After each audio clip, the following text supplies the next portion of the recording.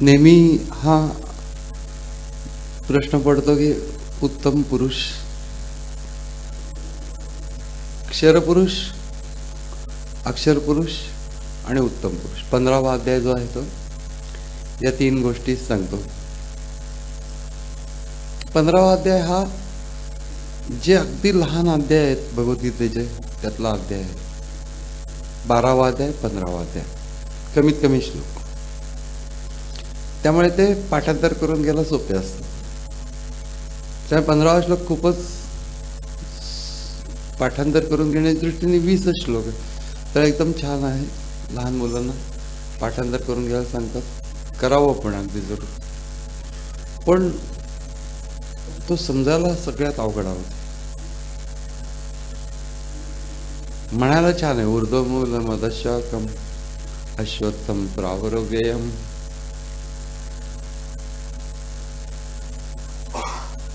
त्यामुळे ते ऊर्ध्वमूलम म्हणजे काय, वरती मूळ असलेला खाली शाखा असलेला हा संसार वृक्ष,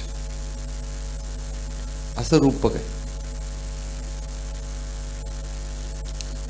एखाद्याचं डोकं फिरलं की एकदम ऊर्ध्वमूलम अधशाखम होतं असं म्हटलं जातं. त्यामुळे केव्हा कोणाचं ऊर्ध्वमूलम होईल सांगतात. ज्ञानेश्वर महाराजांनी एक्सेप्शनल एक्सप्लेनेशन, ऊर्ध्व आणि मूल या दोन गोष्टी स्वतंत्र केलेल्या आहेत. मूल त्याच्या अगोदर पहिला ऊर्ध्व, त्याच्यानंतर मूल अधशाखम. मूळ म्हणजे काय तर अज्ञान, आणि अज्ञानापासून सगळ्या अधशाखम म्हणजे अज्ञानाचा संसार, आणि त्याच्या वरती काय त्या अज्ञानाच्या पलीकडे तर ऊर्ध्व, त्याच्या म्हणजे ईश्वर तत्व, परमात्मा तत्व म्हणजे ऊर्ध्व. पण त्याच्या खाली असलेलं जे आहे ते मूलम अधशाखम. अशा रीतीने एकतर ते सगळं कन्सेप्ट समजून घ्यायला बराचसा वेळ लागेल. पण आपल्याला बेसिक कन्सेप्ट यातल्या तीन गोष्टी, की क्षरपुरुष म्हणजे काय, अक्षर पुरुष म्हणजे काय, उत्तम पुरुष म्हणजे काय, हे तीन पुरुष याच्यामध्ये सांगितले. आणि क्षरपुरुष म्हणजे बऱ्याच लोकांनी असं एक्सप्लेनेशन केलेलं आहे की जे बदलतं, व्यय पावतं, क्षर पावतं म्हणजे नाश पावतं, क्षरपुरुष. अक्षर पुरुष म्हणजे जो क्षर पावत नाही असं शरीरातलं चैतन्य, आणि उत्तम पुरुष म्हणजे परमात्मा. असं सोपं एक्सप्लेनेशन करायचा प्रयत्न केला. पण ज्ञानेश्वर महाराजांनी असं म्हणलंय की पुरुष हा क्षर नसतोच. पुरुष हा क्षरच नसतो. मग क्षर का वाटतो तर क्षर उपाधीमधनं त्याच्याकडे पाहिलं की तो जसा वाटतो त्याला क्षरपुरुष. आपलं शरीर, आपली बुद्धी हे क्षर आहे. क्षर उपाधीमधनं ज्या वेळेला त्याच्याकडे बघू त्यावेळेला ते क्षरपुरुष म्हणजे बदलणारा, जाणारा, येणारा, अशा प्रकारचं तो आपल्याला वाटतं क्षरपुरुष. म्हणजे पुरुष क्षर नसतो पण तसा तो वाटतो. अक्षरपुरुष म्हणजे ज्या वेळेला प्रकृतीच्या माध्यमातून पुरुष पाहायला की क्षर, पण प्रकृतीच शून्यावरती आलेली असेल त्यावेळेला तो पुरुष आहे तो अक्षरपुरुष. हे पण डिफिकल्ट आहे समजायला.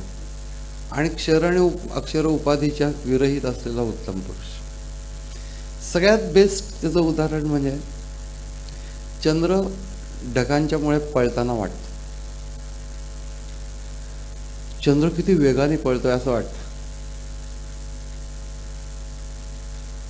तर चंद्र वेगाने पळतोय कशाच्या सापेक्षतेमुळे वाटतं की ढगांच्या सापेक्षतेमुळे वाटतं. अशा रीतीने क्षर उपाधीच्या सापेक्ष पुरुषाकडे बघितलं, तत्वाकडे बघितलं की ते क्षर वाटतं. त्याप्रमाणे चंद्र पळतोय. आता ढग नाही आहेत, हलत नाही आहेत किंवा नाही आहेत, त्यावेळेला तो जो चंद्र त्याच्या सापेक्ष दिसतो आहे की ढग स्थिर आहे, चंद्र पण स्थिर आहे. ढग जवळपास नाहीच आहे, चंद्र. अक्षरपुरुष. ढगांशी चंद्राचा काही संबंध नाही हे कळणं म्हणजे उत्तम पुरुष. ढगाचा काही संबंध आहे का? काय ते, पण ढगाच्याच उपाधीमधनं ज्यावेळेला त्याच्या सापेक्ष एक तर ती उपाधी किंवा ती उपाधी ऍक्टिंग नाहीये या स्वरूपामध्ये, त्यावेळेला ते जे वाटतं ते अक्षर पुरुष. ब्युटिफुल दुसरं एक एक्सप्लेनेशन प्रवचन करताना सांगितलं होतं की एक असा गोलाकार कट्टा त्या सरोवराला बांधलेला, मोठं सरोवर. मग त्याच्या एका भागामध्ये हे लोक जत्रा भरवतात. मग त्या भागाला जत्रेचा कट्टा म्हणतात. जत्रा भरवल्यानंतर तो कट्टा झाकूनच जातो, जत्रेचं सगळं सामान बिमान वगैरे सगळे ते मजा वगैरे, आणि तो कट्टा दिसेनासा होता. आता जत्रेच्यामुळे कट्टा दिसेनासा होतो, फक्त जत्राच दिसते. मग त्याच्यानंतर ज्या वेळेला मग तो कट्टा आहे की नाही दिसते, तर आहे परंतु तो दिसत नाही, जत्राच दिसते. येणं जाणं त्याच्यावरती सगळं ते दिसतं. एकदा का ते जत्रा निघून गेली की तो जत्रेचा जो कट्टा आहे तो दिसायला लागतो, आणि तो जत्रा निघून गेल्यानंतर तो जो जत्रेचा कट्टा दिसतो तो तसा स्थिर आहे, कसा आहे तो दिसतो वगैरे. आणि नंतर जर का जत्रा असो नसो तो कट्टा सबंध सरोवराला वेढून असलेला तो पाहिला, तर त्या कट्ट्याच्याच अपेक्षा जर बघितलं तर जत्रेचा त्या कट्ट्याशी काही संबंध नाही आहे. त्यामुळे कट्टा तो आहे ओरिजिनल, तो original form of divine principle म्हणजे उत्तम पुरुष. त्याचा प्रकृतीशी काही संबंध नाही. पण आम्ही ज्या वेळेला समजून घेतो त्यावेळेला आम्ही बुद्धीच्या मार्फत समजून घेतो जी क्षर आहे, त्यामुळे आम्हाला सापेक्षतेने समजतं. पण आम्ही एवढं समजून घेऊ शकतो की जरी आम्ही सापेक्षतेने समजत असलो तरी there has to be absolute principle. हे जे समजणं आहे, आणि मग त्या बुद्धी सगळं सर्व गोष्टींना बाजूला करून ज्या वेळेला मूळ तत्व राहतं, कसं राहील बुद्धी सोडून? विचार संपले की बुद्धी, सर्व प्रकारच्या वृत्ती शांत झाल्या की मन बुद्धीच्या पलीकडे जायचं. म्हणजे कुठं जायचं? ते काय उंबरा थोडाच आहे की मन बुद्धी उंबरे त्याच्या पलीकडे जायचं? मनावरचे विचार आणि की इतर वृत्ती शांत झाल्या की मन बुद्धी संपलं. अजून काय असतं मन बुद्धी म्हणजे? नाही, विचार नसलं तरी मन बुद्धी असतं, पण असेल, परंतु तो प्रत्ययाला काही देत नाही. विचार आणि का भावना आणि का वृत्ती यांच्या सापेक्षच ते मनबुद्धी. ज्यावेळेला ते शांत झालं की ज्यावेळेला स्वतःच तत्व स्वतः प्रगट होतं, ते सगळं कुठल्याही प्रकृतीचे सापेक्ष नसलेलं तत्व म्हणजे उत्तम पुरुष. प्रकृतीचे सापेक्ष आहे पण प्रकृती शांत आहे, अक्षर पुरुष. आणि प्रकृती ऍक्टिव्ह आहे, त्यावेळेला ते तत्व जसं वाटतं ते क्षर पुरुष. म्हणून एवढं लक्षात ठेवायचं की चंद्राच्या उदाहरणाने आपण समजू शकतो जास्ती बेटर. मग कुणालाही कधी सांगायचं झालं क्षर पुरुष अक्षर पुरुष आणि उत्तम पुरुष म्हणजे काय, चंद्राच्या उदाहरणानं सांगायचं. आणि तसं Chandra is equal to divine principle, आणि डग इज इक्वल टू प्रकृती, या उदाहरणाने ते समजू शकतो. हा सगळा जो भाग आज आपण बघितला हा सगळा तत्वज्ञानाचा आहे. फार तत्वज्ञानाच्या आपण नादी लागत नाही, कारण तत्वज्ञान हा विषय ज्यांचा असेल त्याच्यामध्ये त्या सगळ्या शब्दांशी ते परिचित असतात. तो परंतु आपल्याला त्या सगळ्या गोष्टीच्या पेक्षा अनुभव हा जास्ती महत्त्वाचा वाटतो. मला ते आत्मा वगैरे आणि का ते खूप काही त्या सगळ्या गोष्टीमध्ये फार मोठा इंटरेस्ट नसतो. आमच्या इथं साखरे महाराजांचा मठ होता. आम्ही जिथे राहत होतो शुक्रवार पेठेमध्ये, तिथे थोडं पुढे गेलं की साखरे महाराजांचा मठ होता. आणि तिथं एकदा ना वेदांतावरती 3 दिवसाचे प्रवचन चालले होते. आता बायका कुठलाही कार्यक्रम साजरा करायचा असला की एक विशिष्ट वर्ग असतो, तो तिथे जातो. आणि ते सगळ्या ऐकायच्या बाय. आता काय महाराज बोलतायत आणि इतकं लोक कौतुकाने ऐकतात, ते दणकून वेदांतावरती प्रवचन. आणि मी आमच्या खालनच जायच्या त्या रात्रीच्या वेळेला ते प्रवचन संपलं की. तर मी एका बाईचं ऐकलं की सारखा आत्मा आणि आत्मा, मला कंटाळा आला त्यांच्या आत्म्याचा.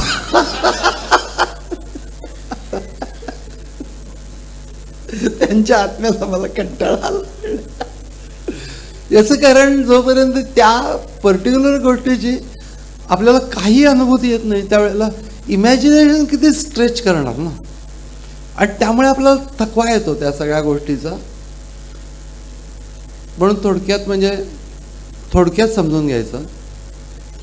तसं आपण थोडक्यात हे चंद्राच्या उदाहरणावरून समजून घेतलं की बस, याच्या पलीकडे जास्ती भानगडीत पडायचं नाही, फार एक्सप्लेन करत बसायचं नाही, पण थोडंसं माहिती असलं पाहिजे. म्हणजे अनुभूतीला सुद्धा जाताना ना एक इंटेलेक्च्युअल थेरॉटिकल स्ट्रक्चर आपल्याबरोबर असलं पाहिजे. गुरुदेव रानडेंनी फार सुंदर म्हटलेलं आहे, ते वाक्य खूप सुंदर आहे. तर त्यांनी असं म्हटलेलं आहे की परमार्थाच्या शेताला तत्वज्ञानाचं कुंपण असायला पाहिजे, तत्वज्ञानाचं कुंपण असायला पाहिजे. नाही तर कल्पनेची मोकाट जनावरं आतमध्ये शिरून पिकाची नासधूस करते. एकदम सुंदर आहे की कल्पनेची मोकाट जनावरं आतमध्ये शिरून पिकाची नासधूस. तत्वज्ञानाचं कुंपण असल्यानंतर कल्पनेची मोकाट जनावरं येत नाहीत. म्हणजे थोडक्यात म्हणजे स्ट्रक्चर पाहिजे, पण कुंपण इज नॉट इक्वल टू पीक. पीक हे अनुभूतीनेच येत असतं आणि कुंपणाने शेत खाल्लं असं पण व्हायला नको. इतकं तत्वज्ञान नकोच आहे आम्हाला. स्ट्रक्चर त्याच्यामध्ये ते वाटेल तिथे जाऊ नये एवढ्यासाठी समज येण्यासाठी म्हणून पाहिजे. छान सांगेल पुढचं.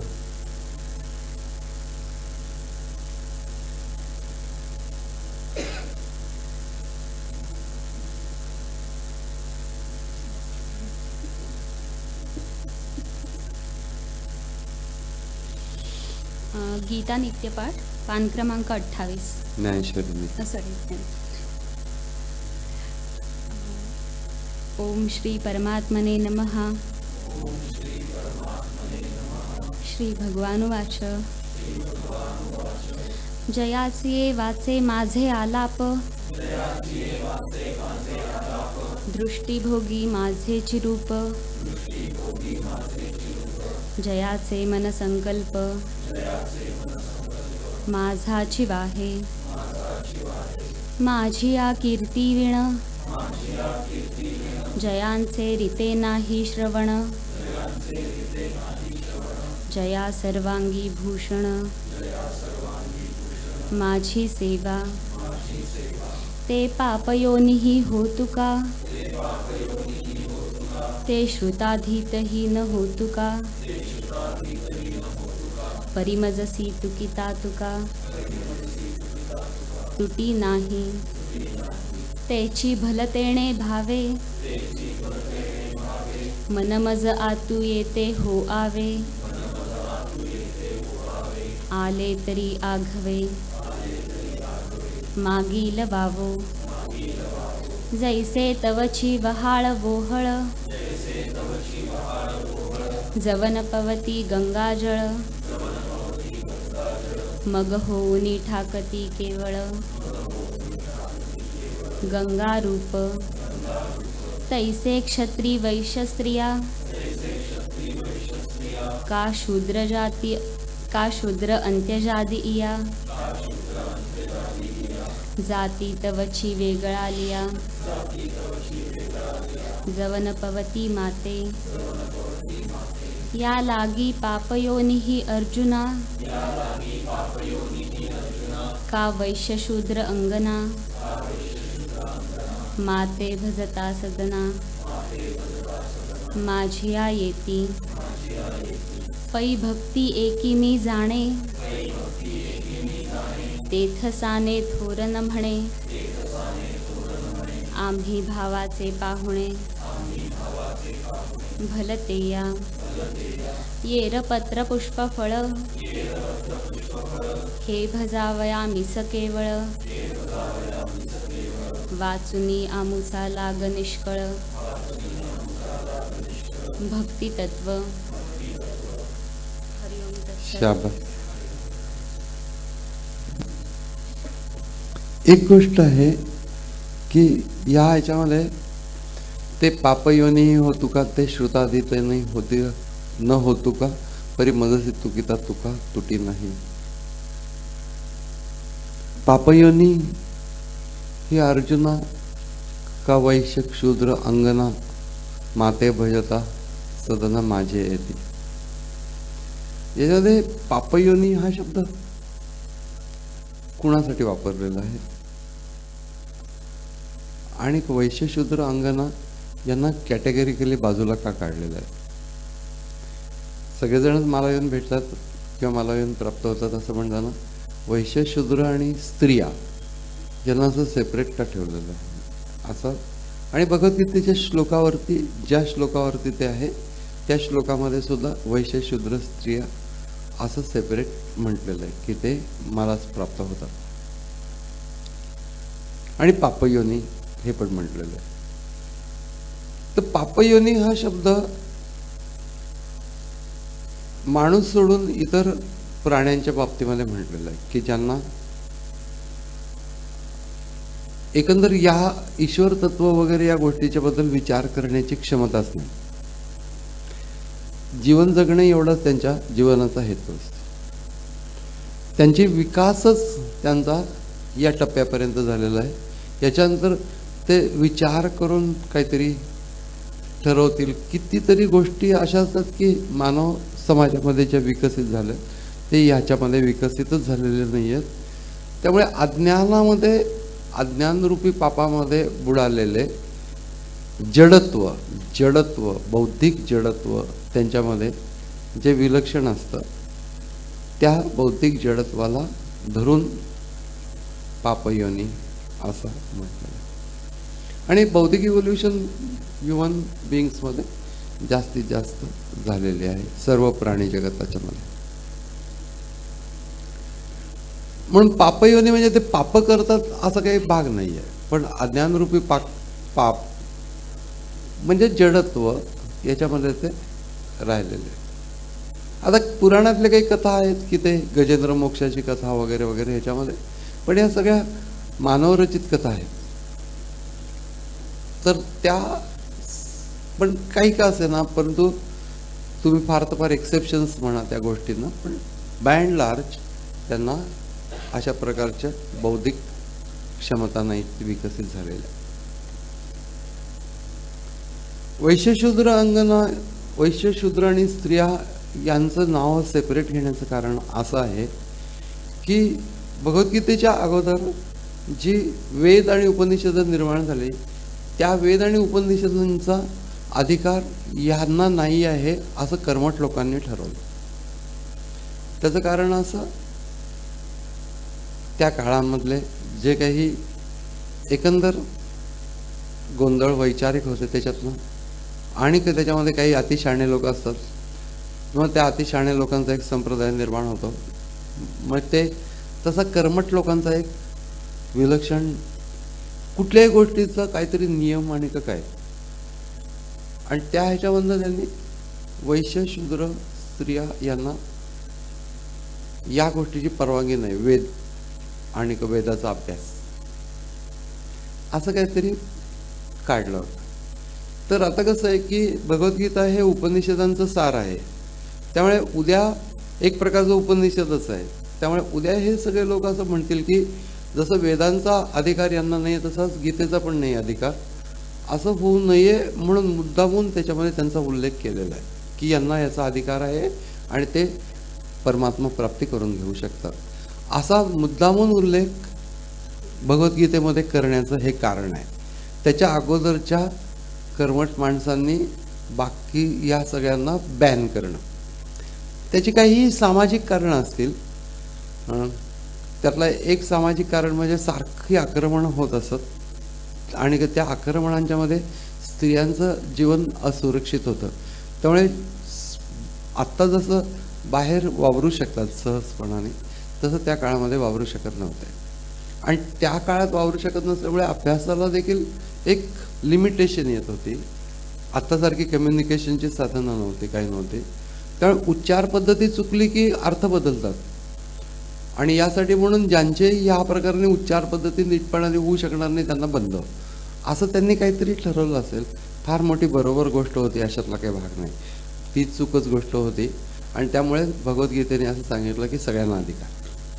पण कधी कधी असं विचारलं होतं की गीतेने असं कसं म्हटलंय किंवा ज्ञानेश्वरीत असं कसं म्हटलंय.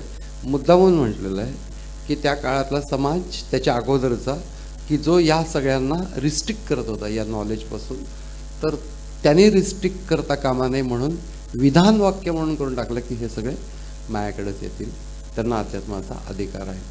ही एक गोष्ट जाता जाता जेव्हा हा श्लोक किंवा हे ओव्या येतात त्यावेळेला सांगण्याचा मी प्रयत्न करतो. याचं कारण असं आहे की समाजाची धारणा या बाबतीमध्ये उथळ असते, खूप खोल विचार करत नाहीत. आणि मग त्यांना असं वाटतं की गीतेने असं कसं म्हटलं असेल, तर गीतेने मुद्दामून तसं म्हटलेलं आहे.